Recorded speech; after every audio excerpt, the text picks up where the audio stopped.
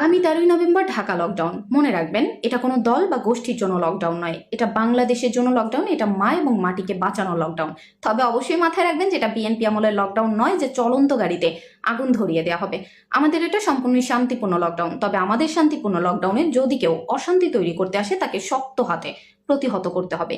এই লকডাউনে আপনার করণীয় কি?